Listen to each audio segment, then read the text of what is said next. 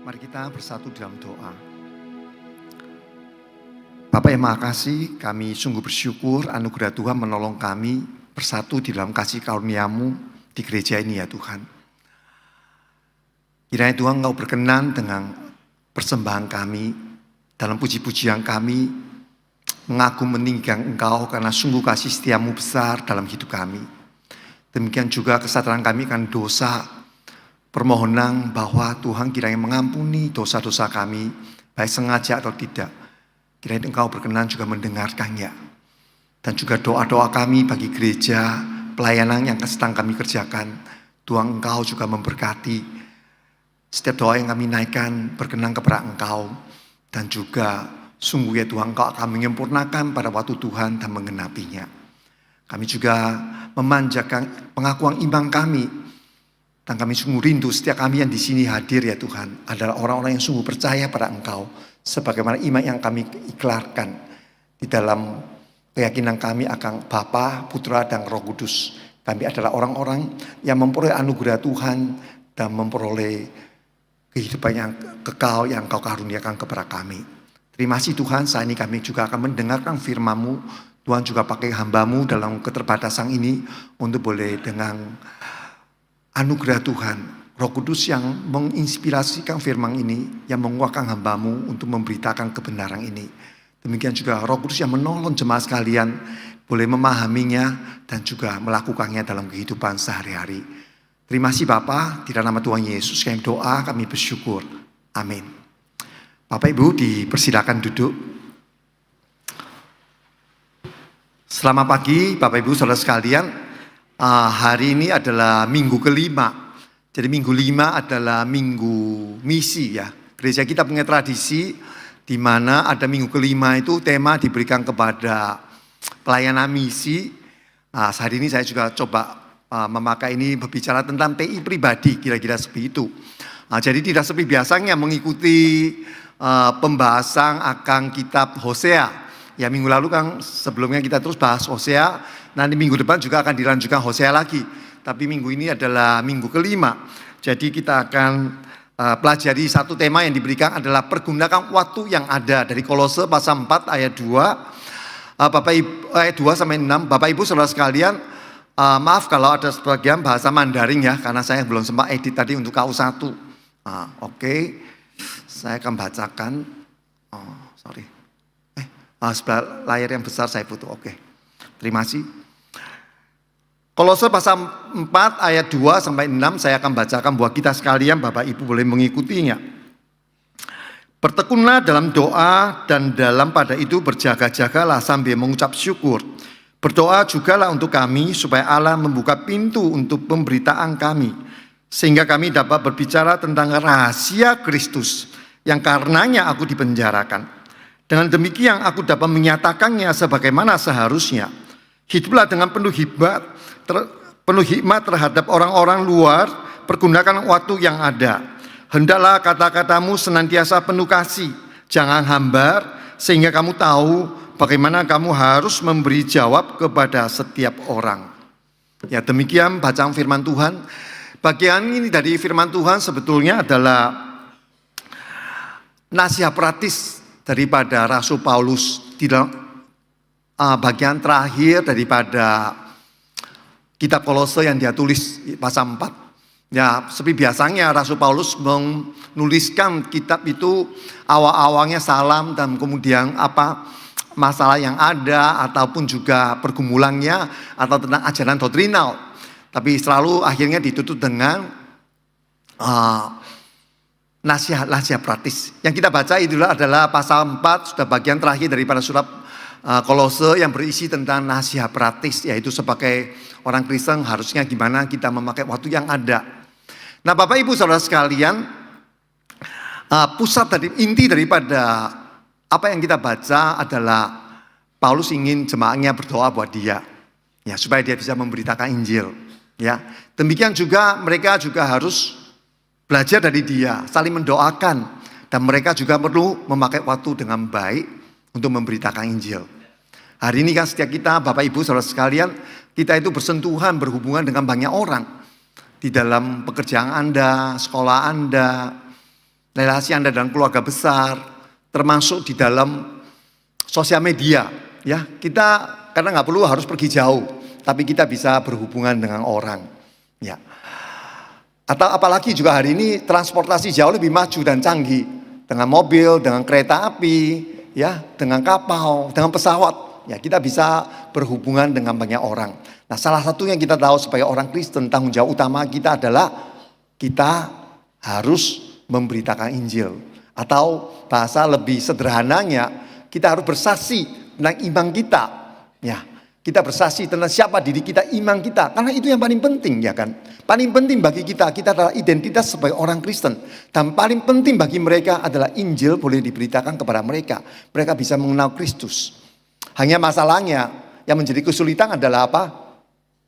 Perbedaan budaya maupun juga iman. Karena mereka sama kita mungkin berbeda imannya, ya kan? Jelas loh, ya. Kedua adalah budaya beda, menjembatani itu menjadi kesulitan. Nah, ini menjadi pokok bahasan kita hari ini. Maaf, ini ada yang sebagian saya nggak sempat terjemahkan. Intinya tadi adalah pergunakan waktu yang ada. Karena sebenarnya hidup yang kita hidupi sebagai orang Kristen hari ini, hidup baru kan di dalam ajaran firman Tuhan. Jadi hidup yang kita miliki hari ini adalah hidup yang baru, sudah di dalam Kristus, hidup di dalam penebusan. Bukan seperti yang dulu. Kalau yang dulu kita sudah menyia-nyiakan waktu hidup kita. Kita belum kenal Kristus, kita hidup hanya untuk diri kita, untuk dunia, untuk kesenangan di dalam dosa, yang tidak punya pengharapan akan hidup yang kekal, yang tidak punya pengharapan hidup yang mulia. Manusia hanya mengetahui bahwa hidup kita akan berakhir di dalam kehidupan ini dan mati. Dan kita tidak lebih daripada binatang, hewan. Maaf, ini kenyataannya. Kalau nggak kenal Kristus. Termasuk beragama yang lain. Mereka juga nggak ada jaminan kepastian akan kehidupan mereka nanti kemana. Mereka tidak punya jaminan kepastian. Tapi orang Kristen, kita sejak percaya Kristus, kita memiliki hidup baru. Dan hidup baru inilah yang kita hidupi. Bukan hidup baru dimulai dengan nanti kita masuk surga, tidak. Sejak waktu kita hidup di dunia ini, itulah kehidupan yang baru. Jadi kita tidak boleh menyia-nyiakan hidup yang baru ini. Kita harus memakai dengan baik. Karena kenyataannya hidup kita di dunia ini juga ada batasnya kan. Kita nggak tahu berapa lama kita hidup. Barusan juga saya kaget, seorang rekan saya mata majelis di satelit masih sehat, baik. Tahunnya jatuh di rumah, meninggal, dibawa ke rumah sakit, sudah nggak ada. Beliau sangat luar biasa waktu pelayanan di diakonia, bantu jemaat banyak apply BPJS sebelum pandemi. Waktu pandemi pun beliau juga banyak melayani jemaat yang isolasi di rumah, isolasi ya. Di rumah, bantu kirimkan makanan, vitamin gitu ya. Dia bisa, saya nggak tahu gimana caranya. Walaupun waktu itu kami satu tim, dia yang lakukan semua itu. Order makanan, kirim ke rumah-rumah jemaat yang tahu kena isolasi dan sebagainya.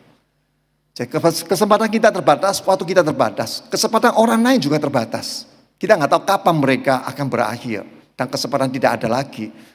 Sedangkan untuk mereka akibatnya fatal, Bapak Ibu. Seandainya kita tidak punya Kristus, akibat buat kita juga fatal. Gak punya pengharapan, gak tahu kemana. Yang ada hanya ketakutan akan kematian itu. Karena apa? Penghakiman, tuntutan tanggung jawab Tuhan terhadap kita, dan kemungkinan dan kita akan mati di dalam keberdosaan kita. Kematian dalam keberdosaan bukan kematian yang hilang habis, tidak.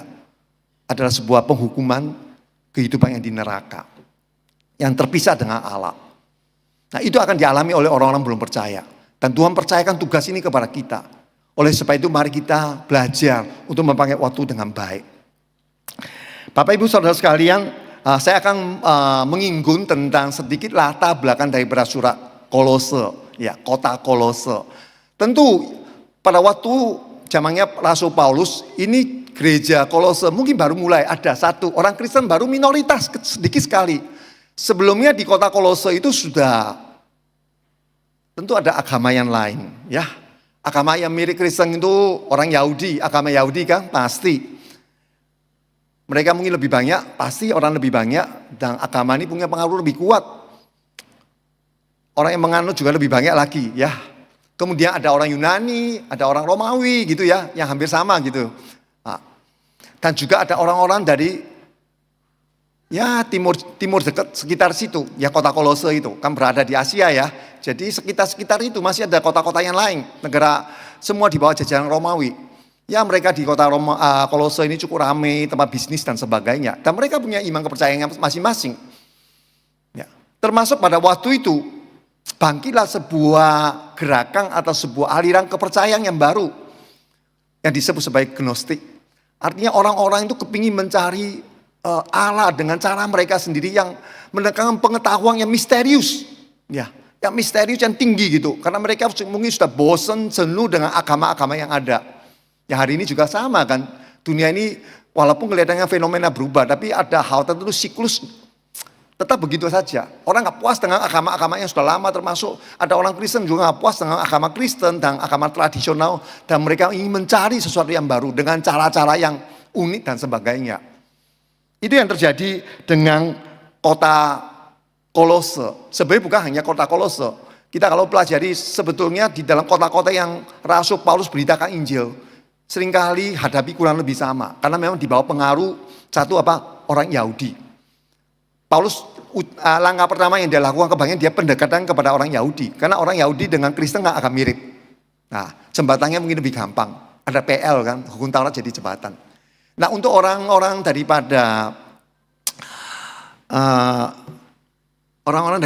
Romawi, Yunani ini akan lebih sulit.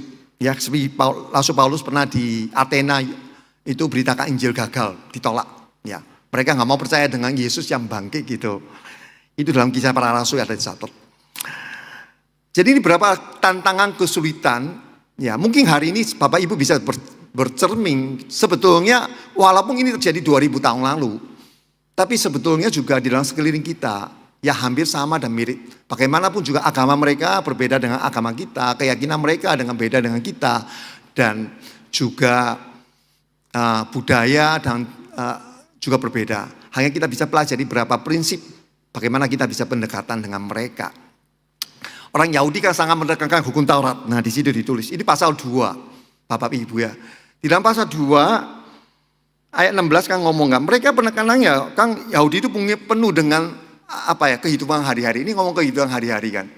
Hari-hari mereka kan beda seperti hari ini kan. Kalau kita tinggal di negara Indonesia yang mayoritasnya agama Islam dan mereka punya hari rayanya, ini sangat ditekankan. Ini hari raya yang mereka puasa sebulan penuh. Nanti mereka akan ramai dan hari raya Ramadannya ini Idul Fitri. Dan selama ini mereka ada pantangan dah. Maka minum hari raya hampir mirip. Nah itu orang Yahudi sangat menekankan hari Sabat. Nah itu ya. Paulus ngomong. Nah waktu Paulus nulis bagian ini sebetulnya ada 2 hal. Ya, bukan tentu untuk memahami mereka saja. Satu hal karena untuk membela iman orang Kristen, agar jemaat umum awam yang baru percaya mereka kuat teguh di dalam iman Kristen. Ya seperti saya katakan bahwa Kristen baru masuk ke kota Kolose kok. Orangnya masih sedikit, nggak banyak. Saya nggak tahu berapa. Syukur-syukur ada 100 orang gitu ya. Pada Kolose kan mungkin ada puluhan ribu. Mereka minoritas. Mereka agama baru. Sedangkan di keliling mereka itu ada begitu banyak agama sudah lama. Orang Yahudi kan sudah waktu zaman Yesus, dari Musa sampai Tuhan Yesus itu sudah PL-nya sudah berjalan hampir 1500 tahun. Apakah mereka akan dipengaruhi menerima sebuah agama yang baru? Lebih masuk akal adalah mereka yang masuk agama baru dipengaruhi oleh mereka, meninggalkan iman mereka. Nah di sini juga Rasul Paulus memberikan pembelaan, mengajarkan mereka bahwa apa yang orang Yahudi lakukan semua itu sebenarnya hanya bayangan. Apa yang boleh makan, nggak boleh makan dan sebagainya. Hari raya orang Yahudi itu Paskah lah, pendamaian lah, pondok daun lah, roti tidak beragi. Semua sebenarnya menguju kepada Kristus. Kita punya Kristus cukup. Nah itu yang Rasul Paulus tulis dalam pasal 1 tentang keutamaan Kristus. Dan terhadap orang Romawi, Yunani ya, mereka itu pura-pura rendah diri dan sebagainya. Mereka beribadah kepada malaikat. Mungkin orang Yunani, Romawi ini campuran ya, sudah campur dalam budaya mereka. Kita tahu orang Yunani kan punya dewa, ya dewa banyak ya. Tapi sambil berjalan orang Yunani kan mungkin Romawi juga masuk. Saling mempengaruhi, mereka sudah bosan dengan dewa-dewanya. Mereka lebih suka superhero. Nah superhero mereka itu perantara yang baru. Itu campuran antara dewa mereka, banyak cerita kan, kawin dengan orang biasa. Terus punya orang-orang yang hebat, Hercules apa gitu ya. Jadi orang ya, tapi punya kemampuan yang super gitu ya, yang lebih hebat daripada manusia biasa, tapi bukan dewa kira-kira setengah begitu. Jadi itu menjadi pusat dan mereka mencari-cari ke malaikat, senang dengan perantara-perantara baru. Termasuk waktu kita tahu Roma Katolik. Kristus kan sudah membuka jalan buat kita boleh menyembah Kristus. Tapi mereka kadang-kadang merasa lebih dekat dengan santo-santo ya, santa-santa. Orang yang dia merasa, oh dia pernah kenal kok. Ceritanya banyak berjalan di masyarakat mereka. Itu yang menjadi pencarian mereka tentang hal-hal yang baru, agama yang baru, atau cara beribadah yang baru. Supaya kelihatan mereka itu rindu mengenal Tuhan, mencari Tuhan. Mereka menyembah Allah yang tidak dikenal. Ya takut ada yang luput di dalam waktu Rasul Paulus memberitakan Injil kepada orang di Athena itu. Nah, tapi semua itu sebetulnya nggak ada gunanya Rasul Paulus. Hanya pikirannya mereka, hal-hal tentang duniawi. Cara berpikir tentang hal duniawi dipikirkan tentang Allah. Ya kalau Bapak Ibu mungkin mengikuti cerita misalnya Song Gokong dari Cungko yang belakang ini sempat viral kan. Ceritanya Song Gokong kan dia punya Allahnya kan di surga atau apa. Tapi Allahnya seperti pemerintah di duniawi ya, di dunia gitu ya, harus dilindungi, ada pejabatnya dan sebagainya. Cara bernegosiasi, cara pendapat, ya seperti ada orang dunia itu. Nah itu orang manusia dunia memikirkan tentang hal-hal surgawi, bukan itu. Nah ini juga ada satu, yaitu tadi saya katakan ada agama baru atau kepercayaan baru yang timbul. Kalau saya pikir-pikir ya mungkin ini seperti Indonesia. Kalau orang punya aliran kepercayaan ya, orang Jawa khususnya Kejawen atau orang yang aliran kepercayaan, yang mereka mungkin sangat apa ya, saleh atau gimana, cari sungguh. Jadi mereka itu mistis banget, seperti orang India juga ya, mereka itu sangat mistis ya. Jadi banyak pantangan untuk bisa mengetahui rahasia Allah yang maha tinggi itu ya. Mereka harus tinggalkan rumah, mungkin nggak menikah, di gunung gitu ya, bertapa selama 1 bulan gitu. Hidupnya asketis, penuh dengan pantangan dan larangan. Itu sudah ada zaman itu. Ya, dan mana-mana juga ada. Ya, mana-mana juga ada. Ya, saya kan India, di Indonesia dan sebagainya. Karena mungkin ada satu kesadaran umum dengan manusia. Manusia sadar dirinya dosa kira-kira seperti itu ya. Dan manusia juga sadar bahwa kedagingan manusia ini menjadi salah satu objek permainan dosa. Nah bagaimana mereka untuk bergumul untuk supaya mengatasi masalah ini. Karena manusia sadar dosanya atau kedagingannya ini yang menghalangi berkat Tuhan. Atau membuat manusia akan dihukum Tuhan kira-kira seperti itu ya. Sehingga mereka mikir kalau bersama Tuhan, menuju kepada Tuhan, mau mengetahui rahasia Allah atau mengenal Allah, harus nggak boleh ini, nggak boleh itu, ya banyak larangan. Kalau tadi Taurat itu orang Yahudi masih ada ajari boleh ini, nggak boleh itu, halal haram diberitahu kenapa. Tapi ini banyak larangannya, pantangannya. Mereka nggak menikah kadang-kadang gitu ya, hidupnya sendiri di gunungan dalam dan sebagainya, ya sangat sederhana dan sebagainya, berpuasa dan sebagainya. Tapi tidak ada gunanya. Sebetulnya ujung-ujungnya hanya untuk memuaskan dirinya, keinginan tahunya atau pencarian, tapi bukan kebenaran. Bukan dengan cara itu bisa mendapatkan kebenaran. Nah Bapak Ibu saudara sekalian, bagi imam Kristen, di dalam Kolose tadi juga pasal 3 ada 2 ya, juga dikatakan sebetulnya rahasia masalah soal rahasia kerajaan surga atau apapun juga rahasia Allah, ya semuanya ada di dalam Kristus. Kristuslah rahasia Allah akan dunia ini. Dan di dalam Kristuslah tersimpan semua pengetahuan yang benar akan dunia ini. Dalam Kristus semua. Kita Kristen juga memilikinya. Memiliki rahasia. Itu yang sebab menjadi masalah antara orang Kristen dengan Yahudi. Jembatannya sulit. Orang Yahudi pegang PL, orang Kristen dengan PLPB ya. Selalu sulit karena apa? Rahasia ini belum ketemu. Kita ngomong Kristus ada penggenapan, mereka belum bisa terima.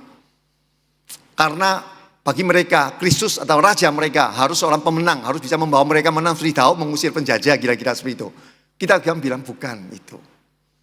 Kristus adalah Raja kebenaran, Raja atas dunia, bukan atas satu suku bangsa. Nah ini perbedaan jembatannya. Bagi iman kita, Kristuslah segalanya. Dia adalah rahasia Allah yaitu Kristus yang sudah dinyatakan kepada manusia dan di dalam diri adalah pengetahuannya. dalam Kristus. Contoh misalnya, hari ini kita sangat mengenal kan Yohanes 3, 16, 17, 18. Ini sebagai satu kesatuan. Seringkali kita hanya menghafal yang 16, kita melupakan yang 2, 17 dan 18. Sebenarnya ini satu kesatuan. Karena kalau mereka tidak percaya, punya konsekuensi yaitu penghukuman Allah. Karena dosa mereka.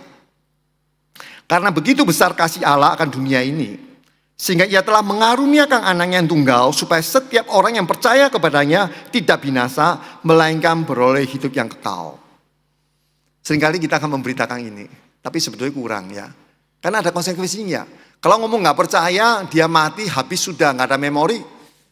Mungkin ya gak apa-apa. Kalau saya mungkin begini, kalau Bapak Ibu semua masuk surga, saya gak masuk surga gak apa-apa. Yang penting saya hilang, gak ada memorinya. Nggak ada ingat apa-apa kan nggak apa-apa toh ya. Bapak Ibu ngerti ya maksud saya. Masalahnya kan kita nggak mati. Sungguh-sungguh dalam arti kita habis hilang. Kita, itu hewan. Nggak punya roh. Kita Allah menciptakan manusia menurut gambar dan rupa. Masalahnya kita mati tidak benar-benar mati. Kita punya tanggung jawab akan hidup ini. Karena hidup ini kita punya pemahaman, pengertian. Manusia itu berbeda dengan makhluk ciptaan lain. Maka kita mati tidak habis. Kita punya pemahaman, kita punya moralitas, kita punya rasa keindahan, kita punya intelektual, kita punya kemajuan, kita punya penciptaan, kita punya mengkreat dan sebagainya. Ini membuat manusia tidak berhenti di kematian. Hanya kunci rahasia hidup kekal itu di tangan Allah, karena manusia jatuh dalam dosa. Kalau manusia yang jatuh yang dalam dosa ini diberikan hidup yang kekal, celaka, dunia ini kacau. Raja-raja yang jahat kalau nggak pernah mati, gimana rasanya ya? Dunia ini gak pernah bisa tenang, ya, gak bisa maju, akan perang terus. Karena gak pernah mati, raja-raja itu gak pernah mati, gak pernah bisa maju. Jadi kunci rahasia hidup kekal di tangan Tuhan, dikaruniakan kepada manusia yang percaya. Kalau tidak percaya, apa? Hukumannya ada, yaitu di dunia ini hukuman itu bukan dari Tuhan. Ya mungkin konsekuensi dosa, karena hukum, kita negara hukum. Ya karena akibat perbuatan kita. Tapi pada akhirnya Tuhan akan meminta tanggung jawab akan hidup kita. Itu nantinya. Nah ini. Nah kalau orang 2000 tahun lalu diberitahu tentang hal ini, ya tentu nggak begitu mudah. Buat kita yang sudah percaya bisa terima dan mudah kita terima. Karena iman, anugerah Tuhan. Tapi buat orang dulu, dia pikir tentang asketis. Termasuk orang Yahudi pun yang sangat menuntut diri mereka untuk harus memenuhi hukum Taurat. Diberitahu bahwa Allah itu mengasihi kamu. Ya. Allah itu memberikan anaknya yang tunggal Yesus Kristus bagi kamu untuk pengampunan dosa. Berarti aku gak perlu melakukan hukum Taurat untuk memperoleh anugerah dari Tuhan. Iya memang gak perlu korban lagi. Wah, mereka sulit terima. Orang asing pun pasti sangat sulit terima. Contohnya salah satu yang sangat jelas, misalnya Tuhan Yesus pernah memberikan sebuah cerita, tapi saya kira ini memang menggambarkan hati Bapa juga tentang Injil. Lukas 15 tentang anak yang hilang kan. Buat saya yang keluar, saya punya background, yang waktu saya kan remaja, percaya Tuhan sungguh-sungguh, saya kan keluarga Chinese, totok gitu ya. Saya punya background, untuk memahami Allah itu menerima anak yang hilang itu kembali, itu sulit Bapak Ibu. Bahwa orang tua itu bisa begitu gampangnya memaafkan, menerima itu anak itu mesti dikasih pelajaran. Tapi untuk mengatakan anak yang sulung itu sudah baik-baik di rumah, gak pernah macam-macam, selalu mentaati perintah papanya, itu jengkelnya itu. Saya bisa lebih memahami anak yang sulung. Bapak Ibu ngerti ya? Kita akan sulit menerima, kalau anak kita, contoh aja, anak saya kalau jadi anak yang bungsu itu ya, saya nggak akan begitu gampangnya untuk menerima dia. Kita akan gampang menerima anak yang sulung, itu yang baik. Ya, kita senang dia. Kita nggak akan terlalu banyak tegur. Nah itu perbedaan antara apa yang firman Tuhan ajarkan tentang rahasia kerajaan surga. Rahasia Allah tersimpan dalam Kristus, yaitu Allah kita itu Allah yang kasih. Mengasihi dunia ini, memberikan dirinya berkorban untuk pengampunan penghapusan dosa. Mereka nggak akan mengerti. Kita pun nggak ngerti. Hanya anugerah Allah. Nah Bapak Ibu Saudara sekalian, dalam perbedaan kondisi ini bagaimana? Untuk Alkitab tidak memberikan kita, Rasul Paulus nggak ada ngomong, oh ya kasih rumusan, kasih cara apa kamu bisa buat mereka percaya, nggak ada. Ya, tapi tentu ada beberapa prinsip yang dia lakukan dan kita lakukan bersama-sama. Tidak ada satu rumusan pasti seperti matematika, yang membuat kita bisa menginjili, atau bagaimana kita bisa langsung ya mengatakan ini itu dan orang menjadi percaya. Walaupun memang gereja menyediakan pelatihan. Kan dulu ada DMM ya, saya sedang berlangsung, maupun juga sebelumnya ada ini EE ya dan lain sebagainya. Nggak ada yang salah, itu ngajari kita ya, bisa kita pakai, tapi tidak mutlak. Sama Sri ini, Paulus juga nggak ada ngomong kamu harus bagaimana. Tapi ada beberapa prinsip. Yang pertama adalah pergunakan waktu yang ada. Maksudnya apa? Waktu yang ada, saya pakai yang pertama, waktu kita yang ada bertanggung jawab di hadapan Allah, memakai waktu dengan hikmat dan bijak. Artinya kita pakai waktu pertama berdoa soal rohani kita. Bagi seorang yang mau melayani, mengasihi, memberitakan Injil, memperhatikan orang lain, menyadari akan mandat Kristus untuk memberitakan Injil. Hal pertama tentu ada membangun kerohanian kita. Jangan-jangan kita memberitakan Injil, Paulus pernah ngomong, kita yang ditolak. Yang tadi saya katakan, di luar juga agama mereka juga ribuan tahun kok. Ada yang lebih lama dari kita. Kita punya kesaksian apa-apa, mereka kadang-kadang juga saya dengar ya, berapa kali mereka juga ngomong ada kesaksiannya dan sebagainya. Pertama, mari kita bangun kerohanian kita dengan doa. Ya, kerohanian kita pribadi, maupun Paulus mengatakan berdoa untuk kami. Nah, Bapak Ibu, saudara sekalian, saya kira kalau kita pakai waktu untuk berdoa itu bukan waktu yang disia-siakan. Seringkali memang kita bisa dengar pakai dengar khotbah macam-macam di YouTube ya banyak. Saya juga kadang belajar dari YouTube, dari pendeta lain. Mereka sampaikan informasi dan sebagainya, sangat penting. Ada yang orang memberikan kesaksian, hari ini WA ya, grup. Kirim berita-berita atau cerita orang kesaksian gimana. Mungkin ada yang salah. Tapi mari kita pertama-tama kita harus membangun satu kehidupan rohani pribadi Anda dengan Tuhan Allah. Dari orang lain baik. Tapi kalau kita bisa langsung berhubungan dengan Allah, kita harus lakukan, bukan? Tentu saya tidak mengatakan 1 hari 8 jam, 10 jam. Tapi harus kita punya komitmen. Yaitu bagaimana kita punya kehidupan doa yang baik. Mendoakan orang yang ingin kita beritakan Injil. Atau orang sakit yang kita perhatikan dan sebagainya. Berdoa untuk kebangunan rohani kita juga. Bahkan Yakobus mengatakan kalau di antara kita ada yang kurang hikmat, ingin tahu tentang sesuatu, rahasia kerajaan Allah, atau hal perbaikan pergumulan kita, mari kita doa minta sama Tuhan. Termasuk saya dalam pergumulan saya, ingin studi lanjut, membawa keluarga dan sebagainya. Bukan hal yang gampang. Ya. Mohon Tuhan menolong memimpin saya supaya tahu kehendak Tuhan apa. Di antara itu juga membangun satu relasi hubungan lebih peka dengan Tuhan. Itu. Yang kedua adalah kita harus mengenal Kristus, menghidupi Kristus. Menjadi inti daripada berita kita adalah Kristus, ya kan? Walaupun kita tidak langsung ketemu orang ngomong, kamu harus percaya Yesus Kristus sebagai Tuhan, Allah, Juru Selamamu satu-satunya. Kalau tidak, kamu mati masuk neraka. Saya kira tidak bijak. Ya, walaupun konsekuensinya ke sana, tapi Rasul Paulus gak pernah langsung begitu ngomongi orang, juga enggak.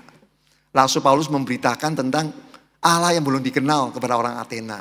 Dan mengatakan bahwa Allah yang belum kenal ini adalah Allah yang saya beritakan kepada kamu. Ya, itu.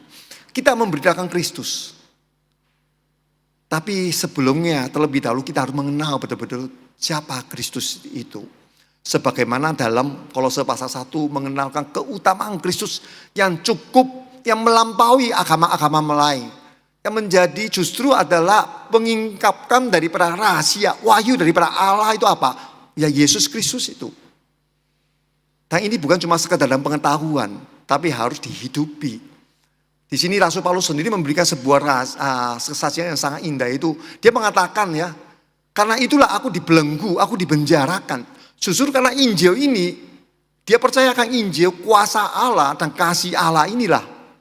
Dia berani bersaksi bahwa karena itu aku dibelenggukan, dipenjarakan. Maksudnya apa? Bukankah ini melemahkan? Justru dia memperlihatkan kepada orang lain, kepada jemaat di Kolose bahwa apa? Aku ini dipenjara bukan karena manusia. Tapi karena kasih karunia Allah. Aku dipenjara bukan karena orang Yahudi, bukan karena orang Romawi. Bukan karena Tuhan itu gak sanggup. Bukan. Tapi Tuhan punya rencana. Aku dipenjarakan. Di dalam penjara aku bisa tetap melayani. Aku bisa memberitakan Injil kepada prajurit. Aku bisa memberitakan Injil kepada seisi rumah orang istana. Yang dia bisa berhubungan. Aku bisa memberitakan Injil kepada sesama orang yang dipenjarakan, Onesimus yang dia menangkan. Bahkan di dalam penjara apa? Aku bisa menulis surat. Bukankah hari ini kita lihat surat-surat daripada Rasul Paulus yang dia tulis dalam penjara. Itu begitu berharga. Yang hari ini kita bisa baca dan pelajari. Kalau Rasul Paulus sibuk terus memberitakan Injil dan gak pernah tulis surat. Maka hari ini kita gak punya PB yang lengkap. Dan fondasi iman kepercayaan kita mungkin hanya terbatas. Bapak Ibu Saudara sekalian, kita harus menghidupi iman kita. Karena kita memberitakan Kristus. Kalau Kristus gak bertambah dalam hidup kita, kita hidup dengan orang lain sama saja. Maka bagaimana orang mau percaya bahwa, oh kamu ngomong tentang Allah ini benar. Oh kamu tentang Kristus benar. Padahal kita ini ngomongnya, kita memberitakan Injil kasih karunia Allah. Tapi kita sendiri tidak hidup di dalam kasih karunia Allah. Kita sendiri tidak mengalami pekerjaan Allah dalam hidup kita. Bagaimana kita bisa bersaksi? Jadi iman Kristen bukan hanya pengetahuan yang banyak, bukan. Tapi menghidupinya. Rasul Paulus memberikan kesaksiannya, termasuk dalam penjara sekalipun. Termasuk dalam kesulitan sekalipun. Menghidupi kesaksian akan Kristus. Yang ketiga adalah, mari kita membangun relasi dengan semua orang dengan baik. Ya, membangun relasi. Hari ini mau gak mau kan pasti, kita manusia makhluk sosial. Kita berhubungan dengan orang lain. Di gereja tentunya kita berhubungan satu sama lain. Saya rindu juga Bapak Ibu saudara sekalian masing-masing ada satu grup entah itu GDG, entah itu komisi, entah itu dalam tergabung dalam komunitas seperti pelayanan, penyambutan, pemerhati dan sebagainya. Kita punya komunitas. Itu dalam antara kita. Tapi dengan orang lain kan juga. Kita punya dalam pekerjaan kita akan bersinggungan dengan orang lain di dalam keluarga besar, ya hari raya kadang-kadang kita bisa jalan-jalan dengan keluarga besar. Ada orang belum percaya. Dan juga tentu hari ini melalui sosial media. Oh kita tahu orang ini, teman yang sudah lama gak ketemu. Tapi sosial media bisa menghubungkan kita. Nah Rasul Paulus mengatakan apa? Dalam hubungan kita dengan orang lain, dia tidak mengatakan langsung ngomong kamu harus percaya Yesus. Tidak lagi, dia apa? Mari kita hiduplah dengan penuh hikmat terhadap orang-orang luar. Ada hikmat. Nah, berrelasi ini jangka panjang. Bukan ketemu, wah ini hari ini ketemu pas langsung ngomong Injil, kamu harus percaya. Tidak. Ya belum tentu. Ya. Karena saya katakan mereka punya agama, mereka punya kepercayaan, mereka punya pendirian. Tidak semudah itu. Zaman sekarang juga sama. Hal tentang Yesus, mungkin kita tidak perlu ngomong banyak tentang iman Kristen. Tapi mereka sudah tahu dari internet. Ya, dari acara-acara gereja yang hari ini menghiasi jalan-jalan ada pengumuman ya Natal, Paskah dia tahu. Masalahnya bagaimana kita dengan mereka dalam relasi menunjukkan iman Kristen kita. Itu yang Rasul Paulus mengatakan. Jadi pergunakan waktu yang ada membangun relasi yang baik dengan orang lain ya. Hendaklah kata-katamu senantiasa penuh dengan kasih, jangan hambar. Sehingga kamu tahu bahwa kamu harus memberi tanggung jawab kepada setiap orang. Bagaimana kalau mereka bertanya, oh kamu kenapa jadi Kristen? Ya zaman itu kan minoritas ya. Loh kamu kok mau percaya agama yang baru ini mungkin ya. Kita bisa ngomong baik-baik. Jaga hubungan. Nah ada beberapa hal Bapak Ibu yang saya pelajari dalam Alkitab. Ya saya baca. Yang dimasuk kira-kira ini ya. Jadi kita bagaimana bisa ramah dengan orang lain.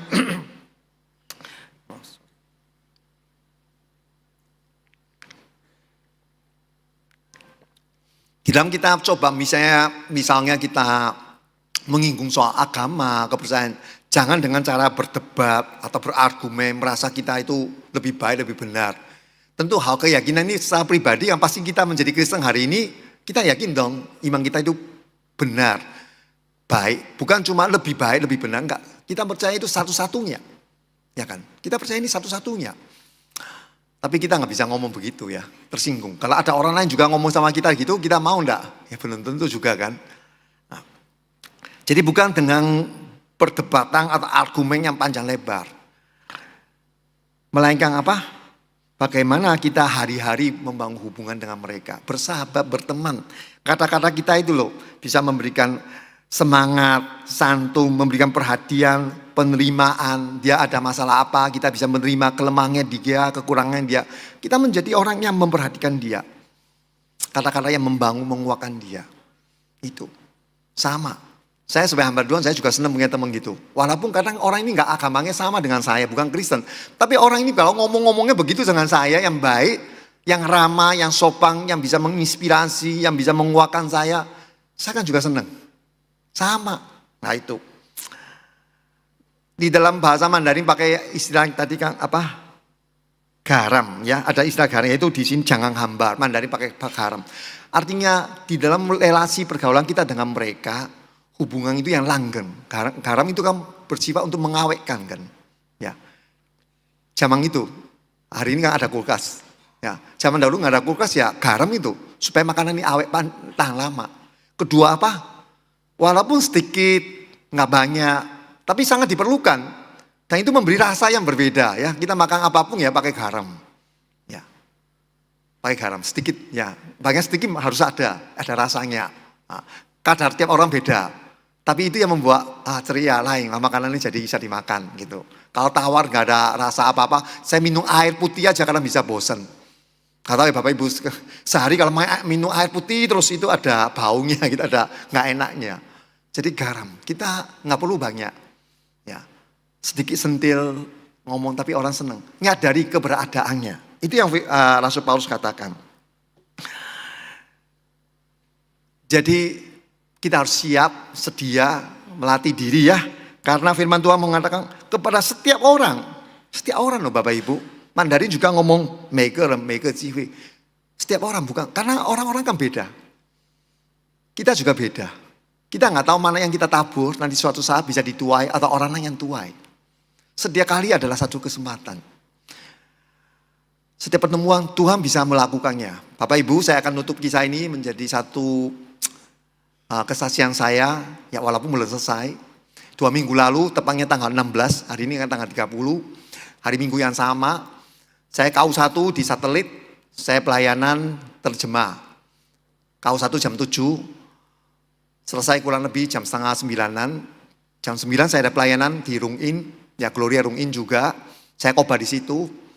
Jadi setengah 9 saya keluar dari gereja, saya sama papa mama saya juga ikut.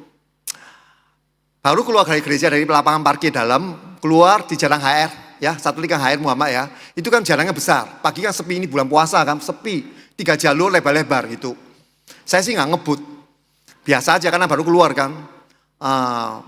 Paling kiri nggak bisa buat jalan, karena apa? Parkir, sebenarnya parkir. Hari Minggu memang kita boleh parkir di depan itu, sepanjang sebelah kiri, saya jalan ambil tengah.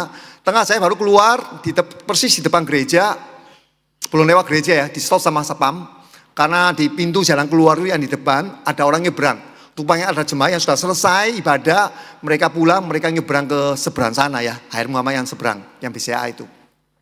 Jadi saya berhenti, saya juga belum ngebut gitu.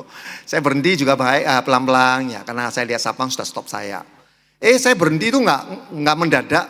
Kemudian juga ada jaraknya, waktunya kira-kira 2-3 detik ada sebuah motor cukup kenceng ya, nabrak saya dari belakang, kena itu bumper belakangnya.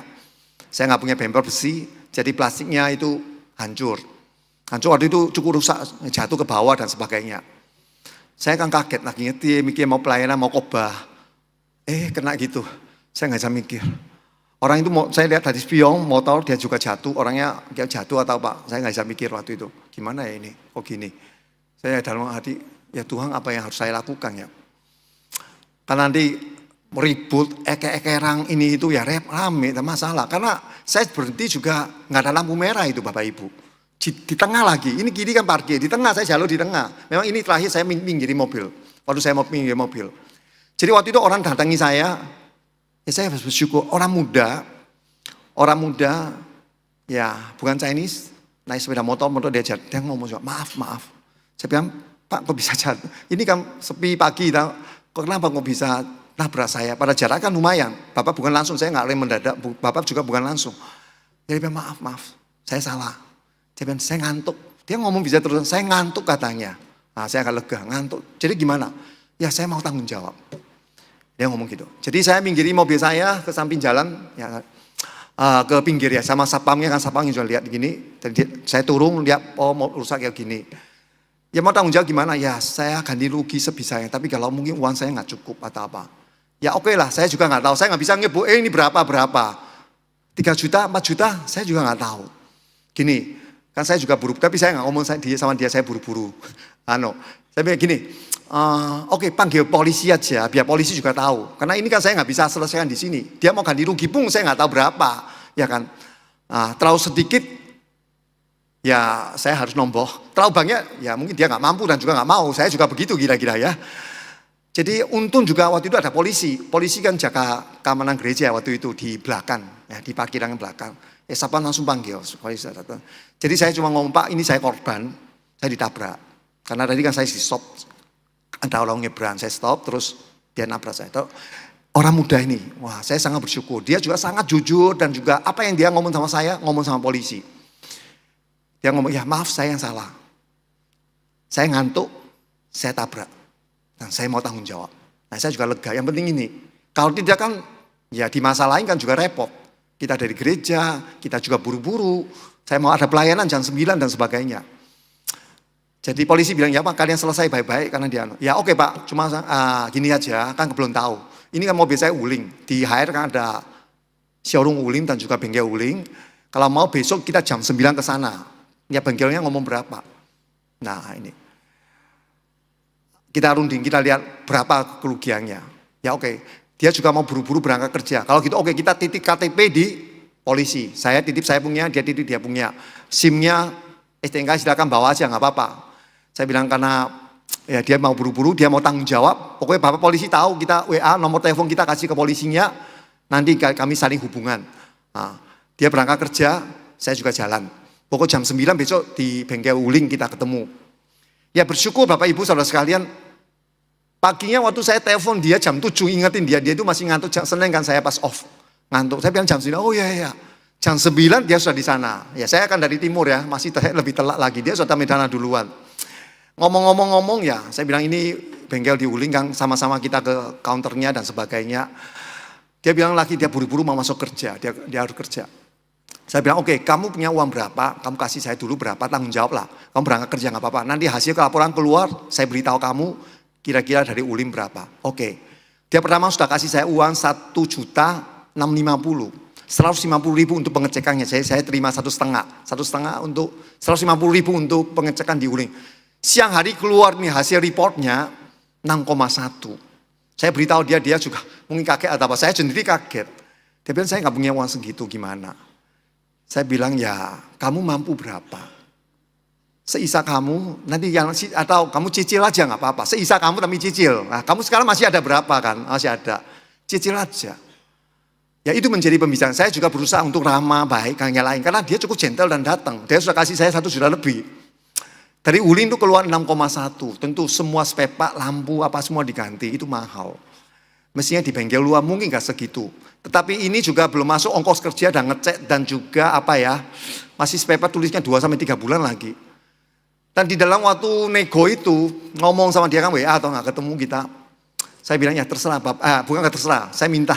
Ya saya minta, dia bilang 5 juta gimana? Wah, lumayan, saya bisa tambah sedikit terserah. Jadi dia cicil saya 3 kali, setelah itu saya bilang nggak usah. Jadi dia bayar saya total ya 5,65. Jadi dari Wuling keluar 0,1 masih ada 150.000 untuk biaya pengecekannya. Saya rasa cukup lah. Mestinya saya bawa di bengkel keluar ya. Mungkin spare part beli di Wuling tapi ongkos kerja dan ngecek dan sebagainya nggak begitu mahal. Khususnya knalpot itu mestinya nggak usah diganti. Ya mungkin cari tukang knalpot dibenahin. Saya bersyukur bahwa peristiwa ini dia orangnya tulus yang saya lihat. Orangnya jujur, apa adanya. Kalau mau dimasalah-masalahin orang, mungkin saya juga bisa ada dimasalahkan. Karena saya berhenti di tengah jalan, nggak ada lampu merah dan sebagainya. Bisa aja orang mempermasalahkan ini. Tapi dia sudah bayar saya 5,5 juta kira-kira yang saya terima bersihnya. Mobilnya belum saya perbaiki, karena tunggu hari raya selesai, baru bisa pesan spare part-nya. Saya rencana ke depannya adalah saya cari bengkel luar, dan mungkin bisa lebih hemat, nanti uangnya akan kembali dia. Saya punya WA-nya, saya akan kontak dia lagi. Saya juga akan ngomong terima kasih, dia tulus, jujur, menunjukkan seorang orang muda yang baik, yang tanggung jawab. Dan saya juga akan memberikan solusi yang terbaik. Nanti saya akan mengingat dia ngomong-ngomong, kalau bisa ngopi, Saya akan kembalikan uang ada. Walaupun nggak ada pun saya akan tetap memberikan dia apresiasi. Karena dia membuat saya merasa, ini masyarakat banyak orang bukannya motor kalau sama mobil, pasti mobil yang salah. Itu kan pengetahuan dan defaultnya kita. Tapi orang ini, bayangkan saya belum apa-apa, dia sudah 5,5 juta ke saya. Saya bersyukur, dan saya tentu percaya anugerah Tuhan. Tapi ini mungkin satu momen bahwa saya bisa bertemu dengan dia, dan saya bisa bersahabat, berrelasi. Mungkin suatu saat saya bisa memberitakan Injil. Apa yang saya yakini, mungkin menjadi berkat buat dia. Bapak Ibu saudara sekalian, kita pergunakan waktu yang ada adalah pertama membangun kerohanian kita melalui doa. Doakan gereja, doakan hamba Tuhan, doakan diri kita. Belajar firman Tuhan, bukan belajar saja, tapi menghidupi keutamaan Kristus itu sangat penting. Pada waktu saya bergumul, kecelakaan saya nggak tahu, Tuhan saya gimana ini, mau ada pelayanan, mau dilepas kok ya nggak rela. Nanti kira saya yang disalahin. Saya Tuhan tolong saya supaya punya hikmat. Itu polisi aja, waktu itu panggil polisi aja. Gitu. Dan semuanya baik. Berrelasi, bersahabat. Orangnya itu juga nggak pernah berdebat gimana. Dia bilang, oke, saya akan lakukan semampunya. Saya sisa kamu cicil aja. Dia juga terima. Dan kiranya Tuhan memakai kesempatan seperti ini supaya kita bisa bersaksi. Amin. Mari kita berdoa. Bapak yang makasih, kami bersyukur untuk anugerah Tuhan yang begitu besar dalam kehidupan kami. Apa yang kami makan, kami minum, kami pakai, tempat kami tinggal, pekerjaan kami, keluarga kami. Semua itu anugerah yang luar biasa. Berkat Tuhan yang luar biasa. Tapi Tuhan tolong kami juga memahami dalam kehidupan kami punya teman, sahabat masih begitu banyak yang mungkin belum mengenal Kristus. Tolong gerakkan hati kami untuk memperhatikan mereka dan ambil kesempatan untuk memberitakan Injil untuk mereka. Bahkan termasuk peristiwa-peristiwa yang kurang enak terjadi. Mungkin ada musibah, kecelakaan yang kami selama manusia itu menolak, tidak suka. Kalau Engkau Allah sudah memberikan begitu banyak kebaikan buat kami, tolong kami juga memaknai bahwa pada waktu kami sakit, kami susah, kami mengalami hal yang gak fair. Tapi ada kesempatan kami boleh menyatakan Kristus, Allah yang mulia, yang mengasihi kami dalam kehidupan ini. Dan kiranya melalui pengalaman yang tidak baik, tidak menyenangkan, kesusahan hidup, bahkan sakit penyakit yang kami derita, menjadi kesempatan kami boleh bersaksi bahwa Engkau Allah ada, Engkau mengasihi kami. Dan kami adalah orang-orang yang Tuhan kasih yang demikian lupa. Sehingga dalam sakit penyakit kesusahan pun kami bisa memuliakan nama Tuhan. Kami bisa bersyukur, kami tetap melayani Engkau. Pakai hidup kami ya Tuhan. Tolong kami. Dan kami percaya pada waktunya Roh Kudus berkarya dalam diri kami, menolong kami. Dan juga berkarya dalam hidup mereka. Supaya kami boleh menjadi berkat buat mereka. Terima kasih Bapa, terpujilah namamu. Di dalam nama Tuhan Yesus kami berdoa. Amin.